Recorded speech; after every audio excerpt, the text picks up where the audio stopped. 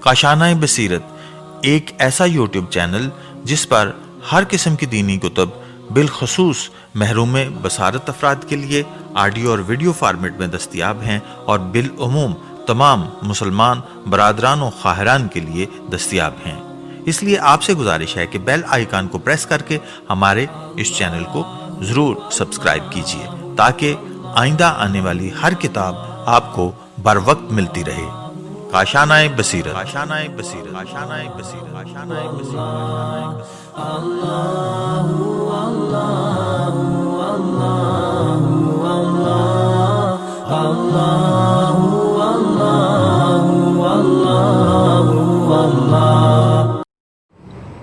اعوذ باللہ من الشیطان الرجیم، بسم اللہ الرحمن الرحیم۔ کتاب علل الشرائع یہ دینی، تاریخی اور معاشرتی سوالات کے جوابات پر مشتمل ایک لاجواب تحریر ہے۔ شیخ الجلیل والاکرم الصدوق ابی جعفر محمد بن علی بن الحسین بابویک القمی المتوفی 381، پیشکش Syed Ashfaq Hussain. Al Qissa publishers, office R159 5B2 north Karachi 75850، phone number 922136968621۔ دوسرا فون نمبر ہے 00923002406150۔ ای میل ایڈریس ہے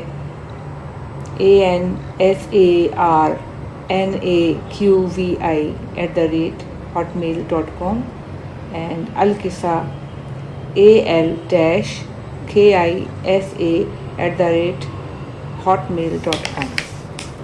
صفحہ نمبر 2 ہے جملہ حقوق بحق ناشر محفوظ، نام کتاب علل الشرائع، مؤلف شیخ صدوق علیہ الرحمہ، مترجم سید حسن امداد ممتاز الفاضل، تزین سید فیضیاب علی رضوی، پیشکش سید اشفاق حسین نقوی مرحوم، بانیہ Al Qissa publishers. Composing Al Qissa publishers, art department, title designing Syed Ansar Hussain Naqvi, قیمت 450 روپے، اشاعت اول 1992، 11ویں اشاعت 2010۔ بسم اللہ الرحمن الرحیم۔ صفحہ نمبر 3، یہاں پر ایک نقشہ سا بنا ہے، بیچ میں یا قائم آل محمد ادرکنی لکھا ہے اور اس کے اوپر یا حسن یا علی یا محمد یا فاطمہ یا حسین کا ایک سٹار سے بنے ہوئے ہیں۔ اللہم صلی علی محمد و آل محمد۔ صفحہ نمبر 4، علل الشرائع کی اشاعت دہم پر ایک تشکر۔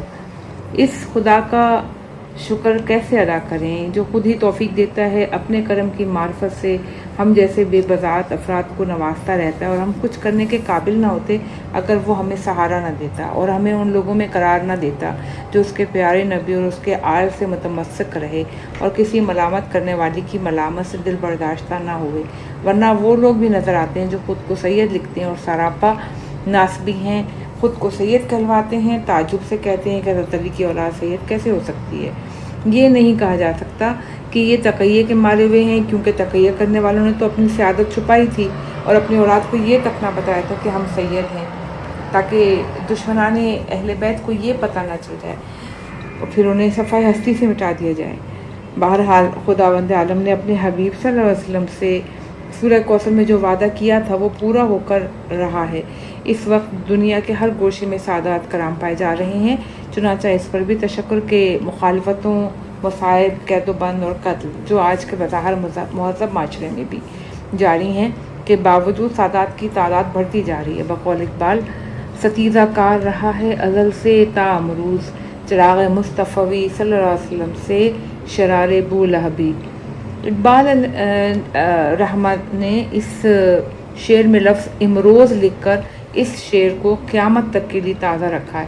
البتہ اس شعر میں ایک باریکی اور بھی ہے، بو جہلی نہیں کہا، شرار بو جہلی نہیں کہا بلکہ شرار بو لہبی کہا گیا ہے، کیونکہ بو لہب کا تعلق بھی اسی خاندان سے جس سے سرور کائنات ہیں۔ اقبال یہ بتا رہے ہیں کہ ستیزہ کار باہر سے نہیں آتا بلکہ وہ ہمارے درمیان ہی موجود ہوتا ہے، اور جن باتوں کو وہ سمجھ نہیں پاتا یا کسی علمی مقام پر ہونے کے باوجود دوسروں کو سمجھا نہیں پاتا تو ان کی مخالفت کرتا ہے۔ ہمارے بزرگ علماء کی تالیفات بھی علم پھیلانے کا ذریعہ اور چراغ مصطفی کا مصداق ہیں۔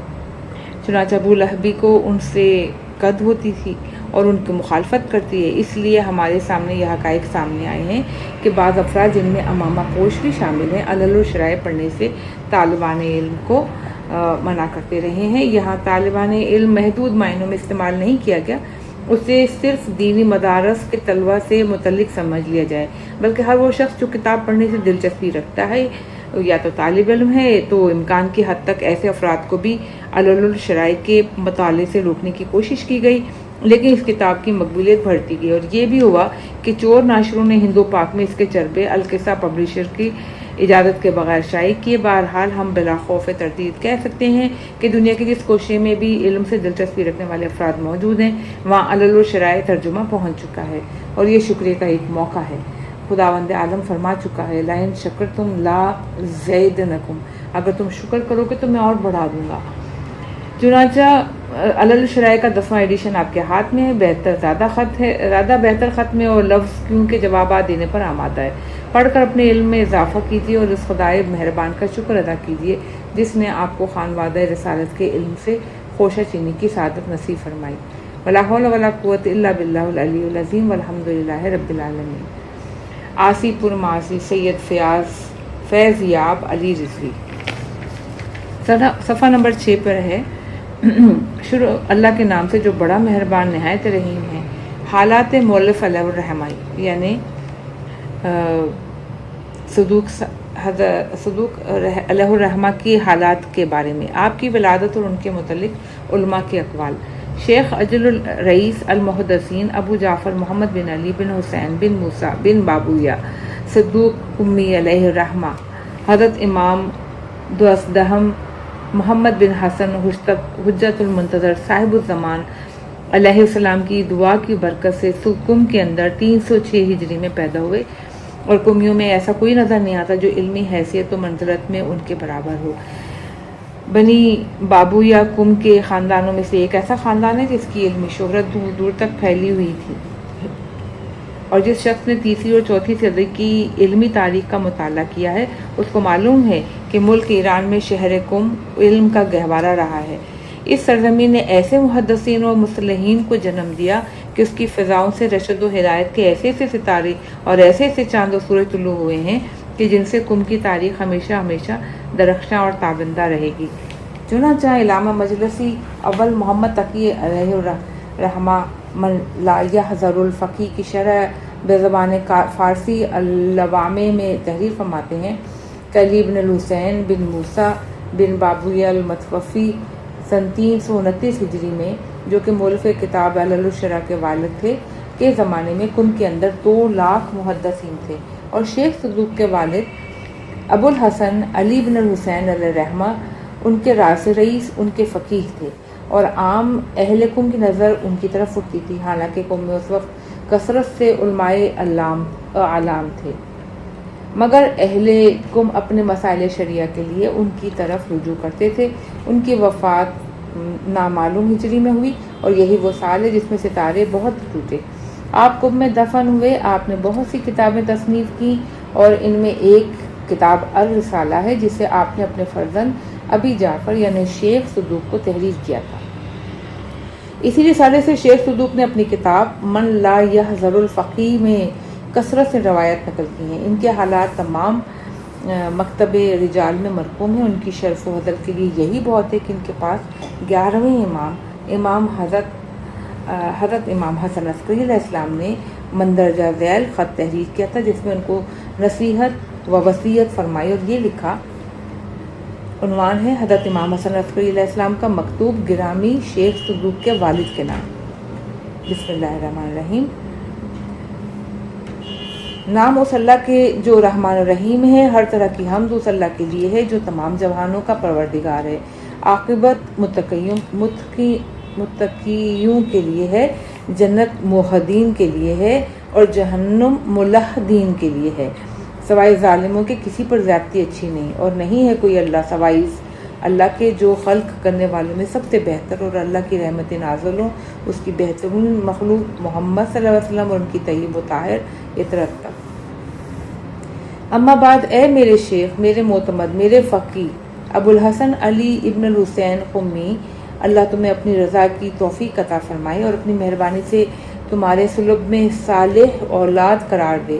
میں تم کو وصیت کرتا ہوں اللہ سے تقوی اختیار کرنے، نماز قائم کرنے، زکوٰۃ ادا کرنے کی، کہ اس کے لیے مانع زکوٰۃ کی نماز قبول نہیں کی جاتی۔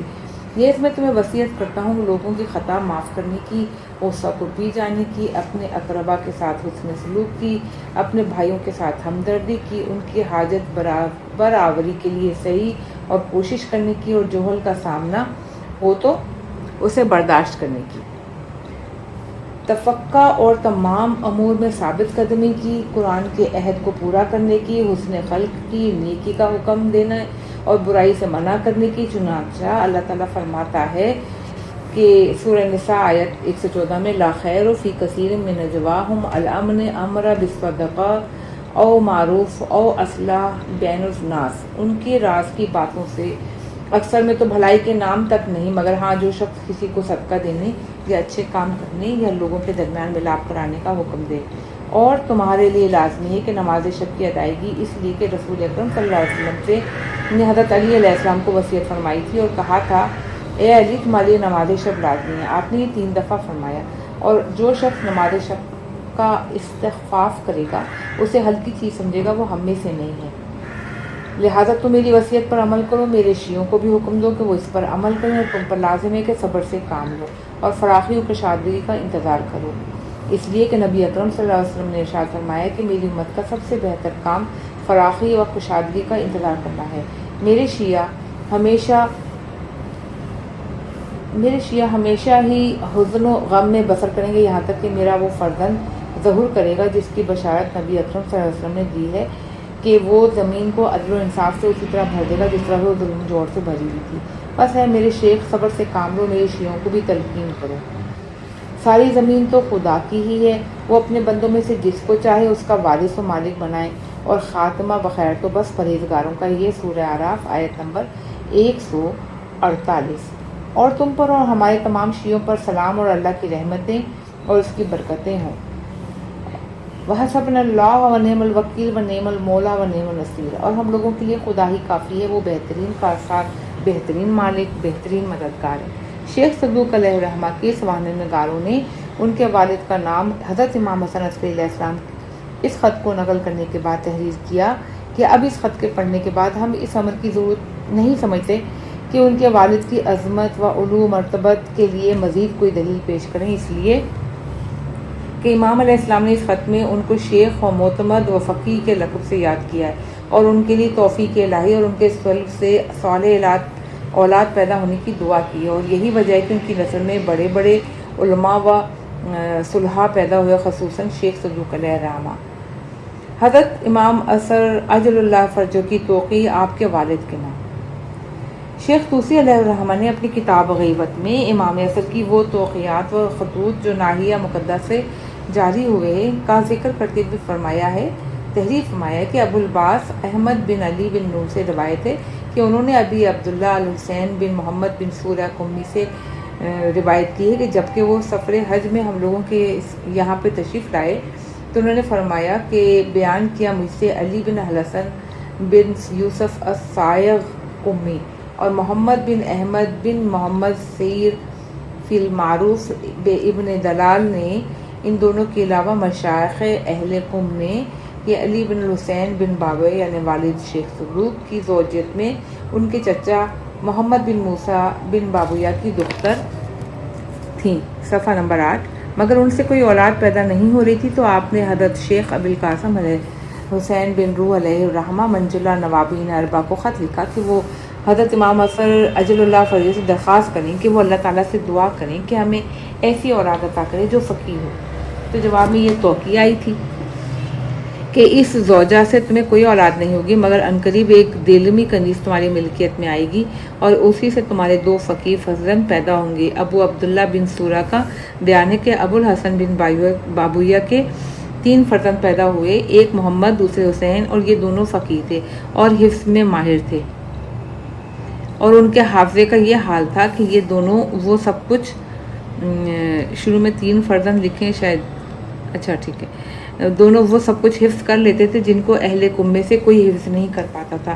ان کے تیسرے بھائی حسن تھے جو کہ منجلے یعنی اوس تھے، وہ فقیہ نہ تھے، لوگوں سے اختلاط کم رکھتے تھے اور ہمیشہ زہد و عبادت میں مصروف رہتے اور گوشہ نشینی کی زندگی بسر کرتے تھے۔ ابن سودیہ کا بیان ہے کہ یہ دونوں حضرات یعنی ابو جعفر محمد شیخ صدوق اور ان کے بھائی ابو عبداللہ الحسین جس وقت روایت بیان کرتے تو لوگ حیرت زدہ رہ جاتے کہ آپ دونوں میں یہ خصوصیت امام علیہ السلام کی دعا کی برکت سے ہے، اور یہ بات اہل قوم میں بہت مشہور تھی۔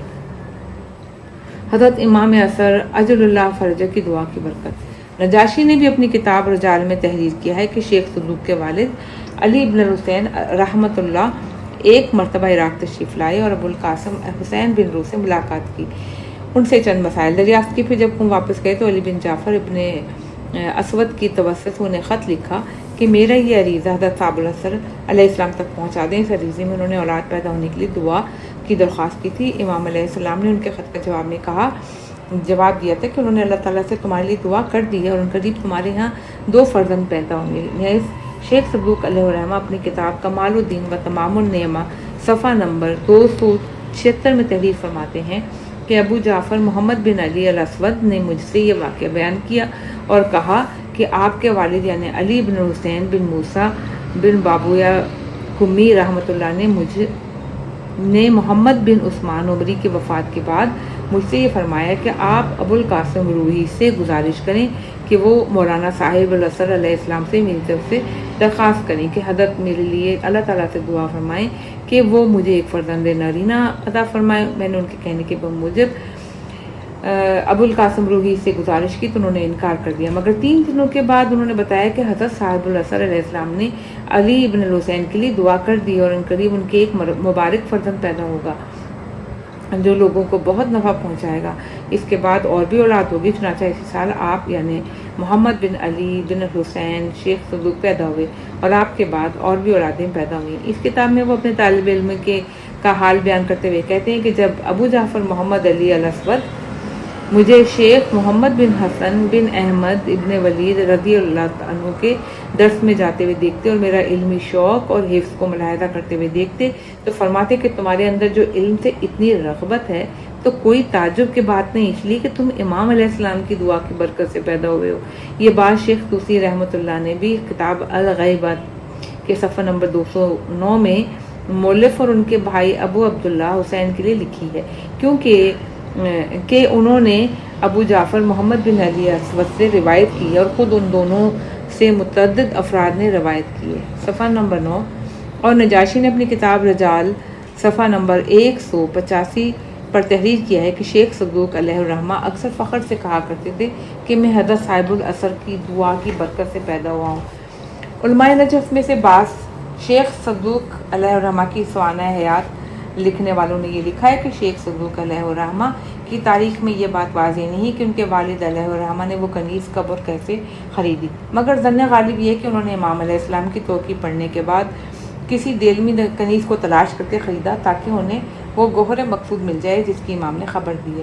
اس کنیز سے ایک مبارک فرزند نرینہ پیدا ہوا اور وہ یہی ہمارے شیخ محمد بن علی الحسین بن موسیٰ بن بابویہ صدوق علیہ الرحمہ تھے کہ قومیوں میں ان کا مثل کوئی نظر نہیں آتا، جن کی ولادت سے آپ کے والد کی آنکھیں ٹھنڈی ہوئیں اور اس میں خیر و برکت کی نشانیاں نظر آنے لگیں، اس لیے کہ یہ امام کی دعا کی برکت اور ان کی بشارت سے پیدا ہوئے اور امام علیہ السلام نے انہیں خیر و برکت و فقہ اور لوگوں کے لیے ان سے بہت زیادہ نفع پہنچنے کی امید دلائی تھی۔ آپ کا سن ولادت حضرت حسین ابن روح کی نیابت کا پہلا سال، ان کی ولادت قم میں 305 ہجری کے بعد ہوئی، جو حسین ابن روح علیہ السلام کی رضی اللہ تعالیٰ کی سفارت کا پہلا سال تھا، یعنی جیسے کہ تاریخ ابن اسیر سے ظاہر ہوتا ہے کہ انہوں نے 305 ہجری کے حادثات میں تحریر کیا کہ اسی سن ماہ جمادی الاول میں ابو جعفر محمد بن عثمان عسکری المعروف بسمان کی وفات واقع ہوئی، جس کو لوگ عمری کے نام سے پہچانتے تھے اور یہ امامیہ کے رئیس و سردار تھے۔ ان کے متعلق دعویٰ کیا جاتا ہے کہ وہ امام منتظر تک رسائی کا ذریعہ تھے اور انہوں نے مرتے وقت ابو القاسم حسین بن روح کو اپنا وصی بنایا، اور شیخ طوسی نے اپنی کتاب الغیبہ میں تحریر کیا کہ ان کی وفات جمادی الاول کی آخری تاریخوں میں ہوئی۔ اس سے یہ ظاہر ہوتا ہے کہ شیخ صدوق کی ولادت 306 ہجری یا اس کے بعد ہوئی، اس لیے کہ عمری کی وفات اور ابو القاسم روح کی سفارت اسی سال کے ماہ جمادی الاول میں ہوئی، اور ابو القاسم روحی کی سفارت کے اوائل میں شیخ صدوق کے والد عراق آئے۔ ابو القاسم روحی سے کچھ مسائل دریافت کیے، پھر واپس ہوئے۔ پھر علی بن جعفر اسود کے ہاتھوں انہوں نے ایک خط روانہ کیا، پھر امام کی طرف سے اس کے جواب میں پھر کنیز کی خریداری، پھر زمانہ حمل و ولادت، اس کو بھی ایک عرصہ چاہیے، اور کچھ نہ کچھ تو کم از کم 306 ہجری یا اس کے بعد ان کی ولادت ہونی چاہیے۔ اس کا مطلب یہ ہے کہ شیخ صدوق اپنے والد اور اپنے شیخ ابو جعفر محمد بن یعقوب کلینی علیہ الرحمہ کے ساتھ ساتھ زمانہ غیبت صغریٰ میں 20 سال سے کچھ زیادہ عرصے رہے، کیونکہ ان دونوں کی وفات 329 ہجری میں ہوئی، اور ابی الحسن علی بن محمد سمری صفرا اربع میں سے آخری کی وفات بھی اسی سال ہوئی۔ پھر غیبت کبریٰ کا دور شروع ہوا تھا۔ نجاشی کی رائے۔ نجاشی اپنی کتاب رجال صفحہ نمبر 276 میں تحریر فرماتے ہیں کہ محمد علی بن حسین بن موسیٰ بن بابویہ قمی ابو جعفر میں وارد ہوئے ہیں۔ یہ ہمارے شیخ، ہمارے فقیہ ہیں، اور خراسان میں فرقہ شیعہ کی رئیس سردار تھے۔ یہ بغداد کے اندر 355 ہجری میں تشریف لائے۔ حالانکہ وہ ابھی کم سن ہی تھے، مگر یہاں کے اکثر شیوخ نے ان سے احادیث کا درس لیا، اور انہوں نے بہت سی کتابیں تصنیف کی۔ پھر آپ نے ان کی تصنیف کردہ 190 سے کچھ زیادہ کتب و رسائل شمار کرائے۔ اس کے بعد تحریر فرماتے ہیں کہ انہی نے ہمیں اپنی کتابوں کے نام بتائے، اور انہوں نے اپنے بعض کتابوں کو میرے والد علی بن احمد بن عباس نجاشی کو پڑھ کے سنایا۔ مرحوم کا انتقال رے کے اندر 381 میں ہوا۔ صفحہ نمبر 10۔ شیخ طوسی کی رائے۔ شیخ طوسی علیہ الرحمہ نے اپنی کتاب رجال میں تحریر کیا کہ آپ ایک جلیل القدر حافظ تھے، فقہ، اخبار اور رجال پر بڑی نظر رکھتے تھے۔ ان کی بہت سی تصانیف ہیں جن کا ذکر میں نے کتاب الفہرست میں کیا ہے، اور کتاب الفہرست میں تحریر فرمایا کہ آپ ایک جلیل القدر عالم تھے، احادیث کے حافظ تھے، رجال پر بہت نظر رکھتے تھے، اخباروں اور واقعات کے ناقد تھے۔ قوم کے علماء کے اندر کثرت سے حفظ و احادیث میں ان کا کوئی مثل نظر نہیں آتا۔ ان کی تقریباً 300 کتابیں تصنیف کردہ ہیں، اور ان کی کتابوں کی فہرست بہت معروف ہے۔ پھر آپ نے ان کی تقریباً 40 کتابیں شمار کرانے کے بعد کہا، اور اس کے بعد علاوہ بہت سی کئی دوسری کتابیں، چھوٹے چھوٹے رسالے ہیں جن کے نام مجھے یاد نہیں، اور ان کی تمام کتابوں کے نام ہمارے سامنے کچھ لوگوں نے ہمیں بتائے ہیں، جن میں شیخ ابو عبداللہ محمد بن نعمان یعنی شیخ مفید علیہ الرحمہ، اور ابو عبداللہ بن حسین عبید اللہ، اور ابو الحسین جعفر بن حسن ابن حسکہ قمی، و ابو ذکریہ محمد بن سلیمان حمدانی رضی اللہ تعالیٰ عنہ ہیں۔ علامہ ہلی کی رائے۔ اور علامہ ہلی رحمۃ اللہ نے اپنی کتاب خلاصۃ الاقوال جلد اول میں ان کے متعلق وہی کچھ لکھا ہے جو نجاشی اور شیخ طوسی نے تحریر فرمایا، اور کہا ہے کہ ان کی تقریباً 300 تصانیف ہیں، جن میں اکثر کا ذکر ہم نے اپنی کتاب کبیر میں کر دیا ہے۔ آپ نے 381 ہجری میں وفات پائی، اور علامہ سید بحر العلوم رحمۃ اللہ نے اپنی کتاب فوائد رجالیہ میں تحریر کیا ہے کہ آپ مشائخ شیعہ میں سے ایک، اور شیعہ اور ارکان شریعت میں سے ایک رکن تھے، رئیس المحدثین تھے۔ ائمہ طاہرین سے جس قدر روایتیں کی ان میں سے صدق یعنی حد سے زیادہ راست وہ تھے۔ آپ امام عصر کی دعا کی برکت سے پیدا ہوئے، اور یہ فضل و شرف و افتخار ان کو اس وجہ سے حاصل ہوا۔ امام عصر اجل اللہ فرج نے اپنی توقیع میں لکھا ہے کہ یہ فقیر اور مبارک ہوں گے، اور ان سے اللہ تعالیٰ لوگوں کو بہت فائدہ پہنچائے گا۔ اس لیے ساری دنیا پر آپ کی علم کی برکت چھا گئی، اور ہر خاص و عام نے ان سے نفع حاصل کیا۔ آپ کی تصانیف مدت تک باقی رہیں گی، اور ان کی فقہ و حدیث سے فقہا اور عوام جن کے پاس کوئی مرد فقیہ نہ ہو متفع ہوں گے۔ اس کے بعد آپ نے شیخ صدوق علیہ الرحمہ کی وفات سے متعلق روایات نقل کرتے ہوئے تحریر کیا کہ یہ روایات صدوق کی عظیم المرتبت ہونے کی دلیل ہے۔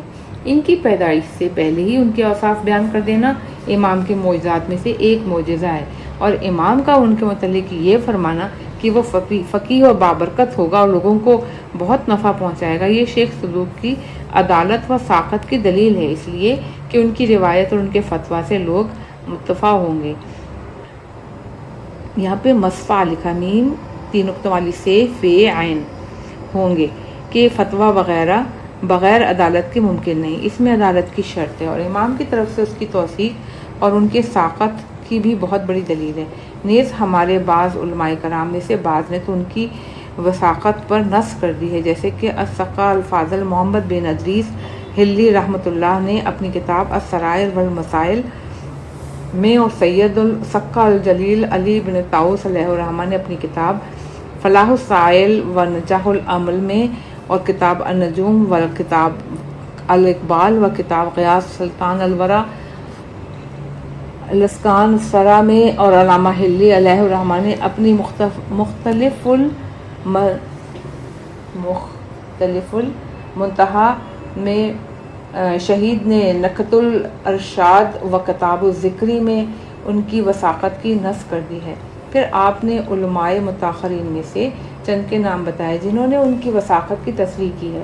بہرحال شیخ صدوق کی وثاقت واضح اور روشن چیز ہے، بلکہ معلوم ہے اور ضروری ہے کہ جس طرح سے ابو ذر و حضرت سلمان فارسی کی وثاقت معلوم ہے، اگر یہ کچھ بھی نہ ہو تو علماء کے درمیان ان کا لقب صدوق مشہور ہونا ہی ان کی وثاقت کے ثبوت کے لیے کافی ہے۔ شیخ عبداللہ مامکانی کی رائے اور علامہ سقۃ الحجۃ الاسلام شیخ عبداللہ مامکانی رحمۃ اللہ علیہ نے تنقیح المقال جلد 3 صفحہ 154-55 میں ان کے وہی حالات تحریر کیے ہیں جو کہ نجاشی اور وہ شیخ طوسی و علامہ وغیرہ نے تحریر کی ہیں۔ اس کے بعد تحریر فرماتے ہیں کہ ان کی وثاقت میں تعامل کرنا ایسے ہی جیسے کوئی آفتاب درخشندہ کی روشنی میں تعامل کرے، اور وہ تعامل اس قابل نہیں کہ کتابوں میں درج بھی کیا جائے۔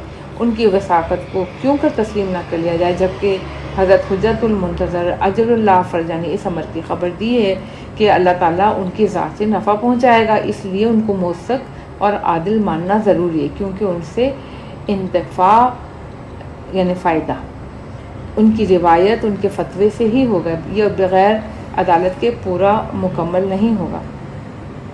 علامہ طباطبائی کی رائے اور علامہ طباطبائی نے ان کی عدالت پر یہ دلیل بھی پیش کی ہے کہ ان کے اقوال کے نقل نیز ان کی کتابوں خصوصاً من لا یحظرہ الفقیہ کی توثیق پر تمام اصحاب فقہ کا اجماع ہے۔ اس کے علاوہ علامہ طباطبائی رحمۃ اللہ علیہ فرماتے ہیں کہ نجاشی نے کتاب الرجال میں 2 باتیں تحریر کی ہیں، ایک ہی کہ شیخ صدوق علیہ الرحمہ 355 میں وارد بغداد ہوئے، مگر یہ معلوم ہونا چاہیے کہ صدوق علیہ الرحمہ 2 مرتبہ بغداد تشریف لائے، اور نجاشی نے محض دوسری دفعہ کے دورے کا تذکرہ کیا ہے۔ پہلا ورود تو ان کا اس وقت ہوا جب 356 میں نیشا پور سے عراق منتقل ہوئے، جیسا کہ ان کی کتابوں میں دیکھنے میں پتہ چلتا ہے۔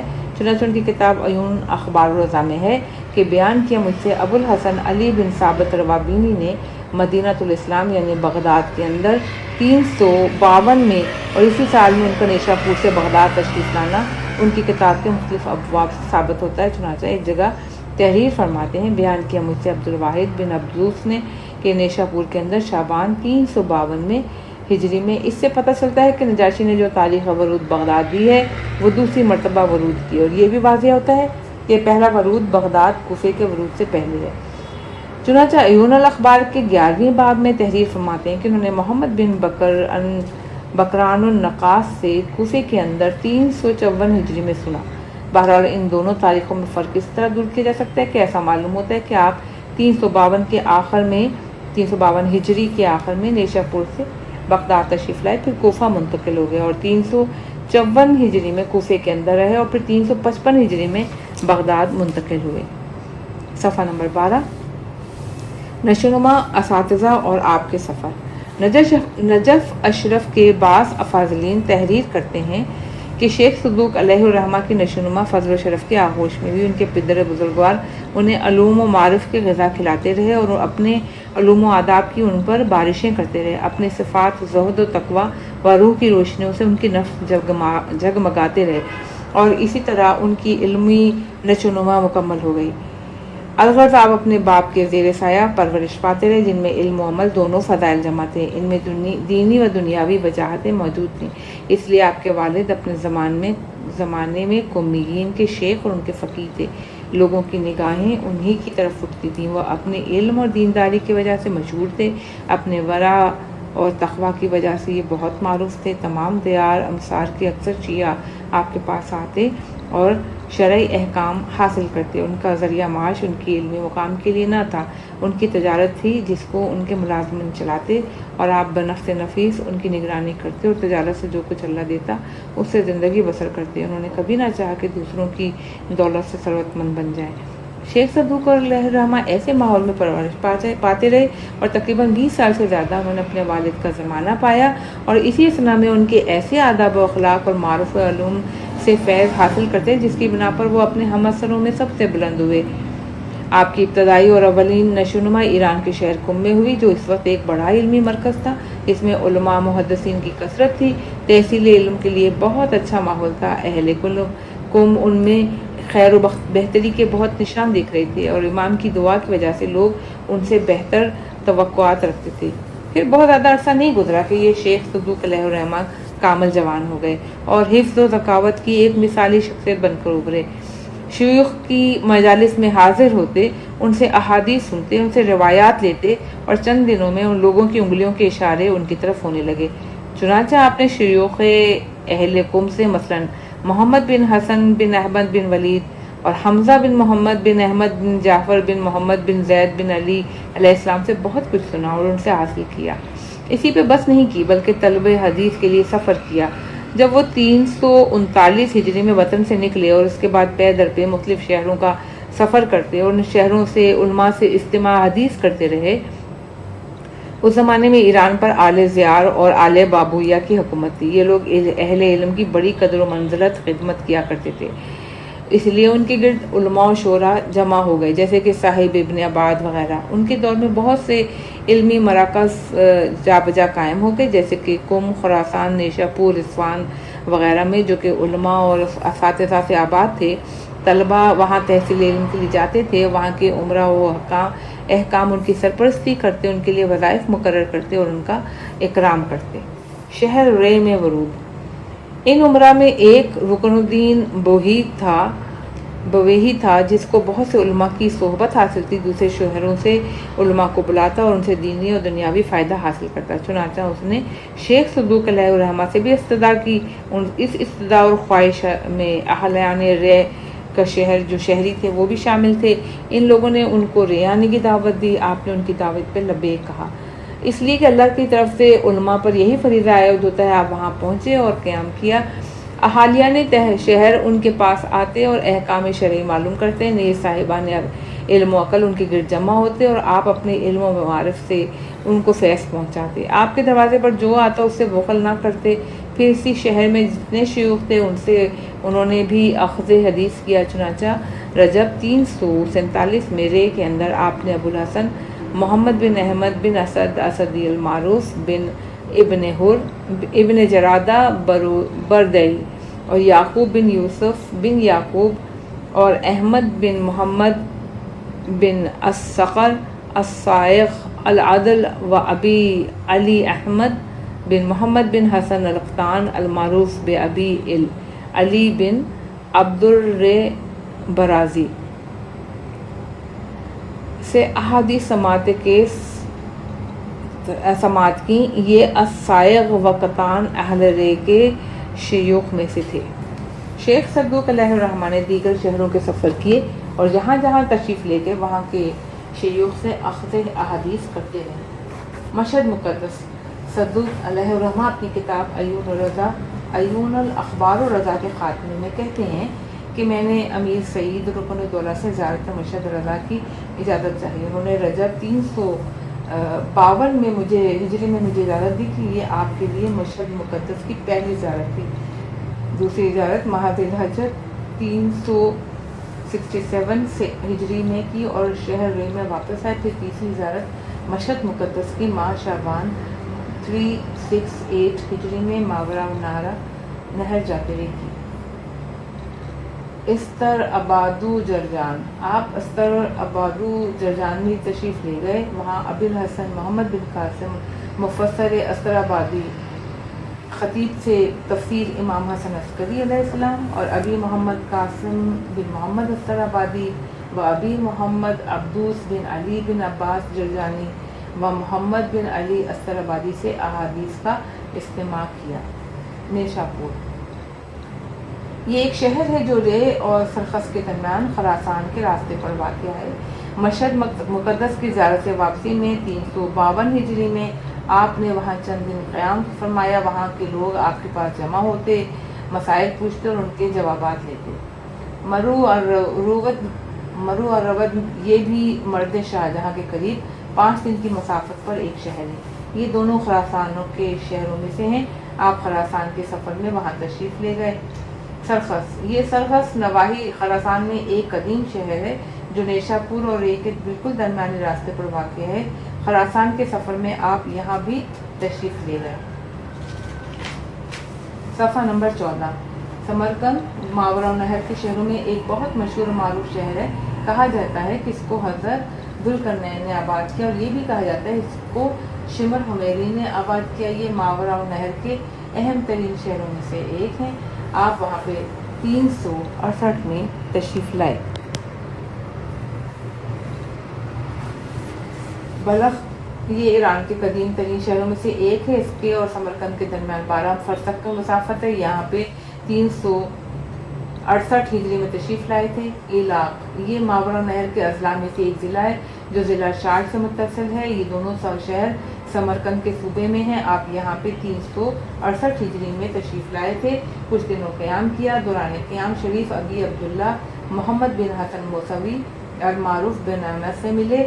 یہیں شریف مذکور شیخ صدوق علیہ الرحمہ کی تصانیف سے واقف ہوئے جو تقریباً اس وقت 245 کتابیں تھیں.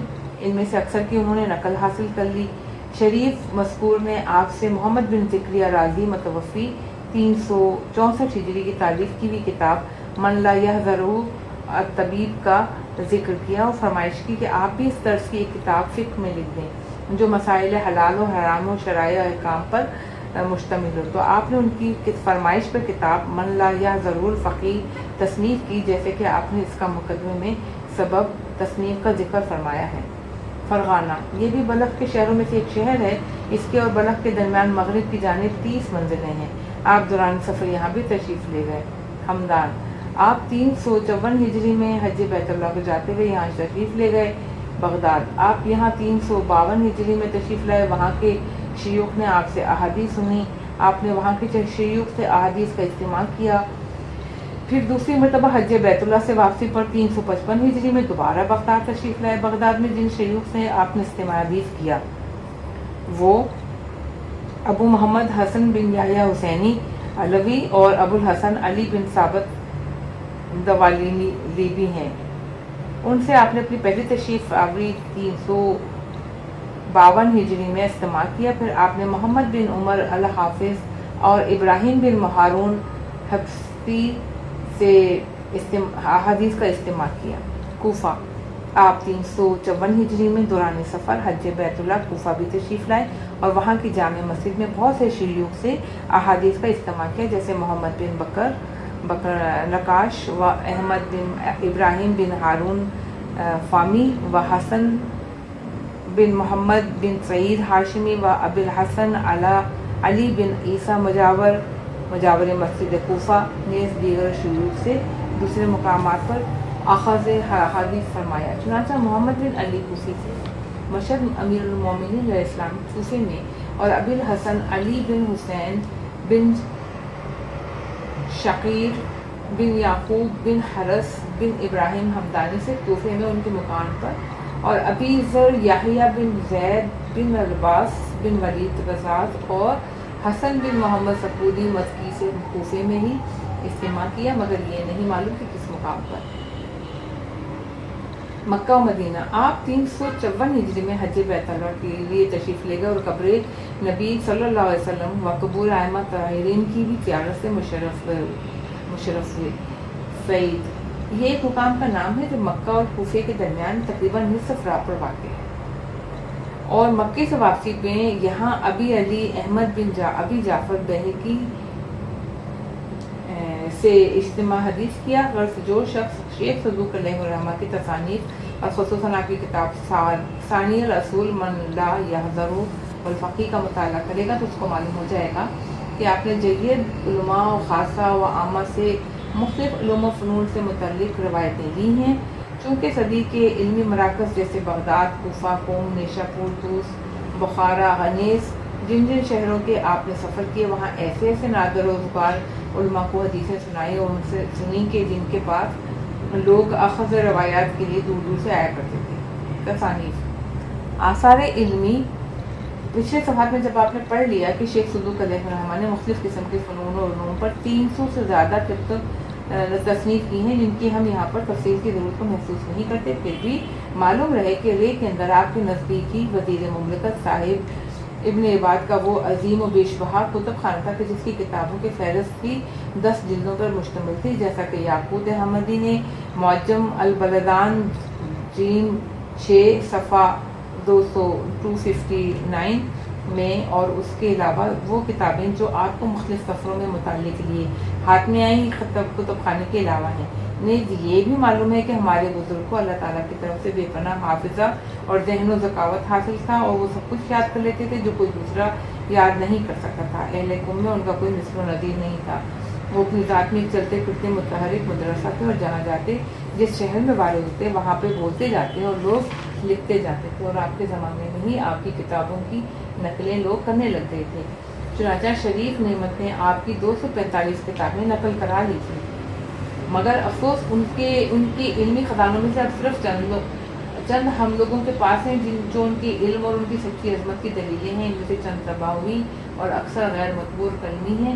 نجاشی و شیخ طوسی اپنی کتاب رجال میں، علامہ ہلی نے خاصۃ الاقوال میں، ابن شہر عاشور نے معلم علماء میں، محدث نوری نے مستدرک الوسائل میں، اور طحرانی نے اپنی کتاب الذریعہ میں شیخ صدوق علیہ الرحمہ کی 199 کتابوں کا ذکر کیا ہے۔ تلامذہ اگر ہم ان تمام راویوں کو تلاش کرنا چاہیں جنہوں نے شیخ صدوق علیہ الرحمہ سے روایت کی اور ان سے علم حاصل کیا تو بحث بہت طویل ہو جائے گی، اس لیے ایک بہت بڑا وقت درکار ہوگا، خصوصاً جبکہ ارباب معاجم کے بیان کے مطابق ہم جانتے ہیں کہ جب ابھی وہ کم سن ہی تھے کہ بڑے بڑے شیوخ اصحاب نے ان سے حدیثیں سننا شروع کر دی تھیں، اور جبکہ ہم کو معلوم ہے کہ انہوں نے علمی مراکز کے بہت سے سفر کیے تھے اور اس میں خود حدیثیں سناتے بھی رہے اور سنتے بھی رہے، لوگوں کو علم دیتے بھی رہے اور لیتے بھی رہے۔ نیز ہم جانتے ہیں کہ انہوں نے 70 سال سے کچھ زیادہ عمر پائی تھی جسے انہوں نے علمی جہاد میں صرف کی۔ اسی اثنا میں وہ کتابیں بھی تصنیف کرتے رہے اور شیوخ کی مجالس میں بھی شریک رہے اور اصول حدیث کو بھی جمع کرتے رہے، اپنی دینی احکامات کو بھی نشر و شائع کرتے رہے۔ یہ سب دیکھنے کے بعد ہم اس نتیجے پر پہنچتے ہیں کہ ان تمام لوگوں کی فہرست پیش کر دیں جنہوں نے شیخ صدوق علیہ الرحمہ سے کچھ اقتصاب کیا، اور ہم پر کیا موقوف کہ ان کی سوانح حیات لکھنے والوں میں سے کسی نے بھی ان کی چند مشہور تلامذہ کے علاوہ جن کی زبان زد خلائق ہیں ان کی تقریباً تعداد 20 تک پہنچی اور کسی کی نشاندہی نہیں کی ہے۔ یہ سب میں نے شیخ صدوق کی کتاب من لا یحذر الفقی کی جلد اول کے مقدمے سے لیا ہے، جس کو افاضل نجف کے بعض محققین نے تحریر کیا جو 1377 ہجری میں نجف کے اندر طبع ہوئی تھی۔ شیخ صدوق علیہ الرحمہ کی تالیفات میں سے یہ کتاب علل الشرائع بھی ہے جس کو اپنے محترم قارئین کے سامنے پیش کر رہے ہیں، جو کہ 358 ابواب پر مشتمل ہے اور آخری باب نوادرات پر مشتمل ہے۔ ہمیں نہیں معلوم کہ اس کتاب کی تالیف کا اصل سبب کیا ہوا اور یہ کب تالیف ہوئی۔ یہ ایک مرتبہ 1289 میں طبع ہوئی اور پھر دوبارہ 1311 میں طبع ہوئی۔ اس کے ساتھ آپ کی کتاب معنی الاخبار بھی ملحق کر دی گئی، جیسا کہ اس کے ساتھ کتاب الروضہ فی الفضائل بھی ملحق کر دی گئی، مگر یہ نہیں معلوم کہ اس روزے کا مصنف کون ہے۔ اور تیسری مرتبہ 1378 میں طبع ہوئی، مگر یہ تینوں مرتبہ ایران کے مطبوعوں میں سے ہی طبع ہوئی، مگر یہ کتابت کی غلطیوں سے خالی نہیں ہے۔ اب چوتھی مرتبہ اس کی طباعت نجف سے ہو رہی ہے۔ یہ صحیح ترین نسخہ کہا جا سکے گا انشاءاللہ۔ میں نے اس کی تابع و مصحح سے گفتگو کی ہے۔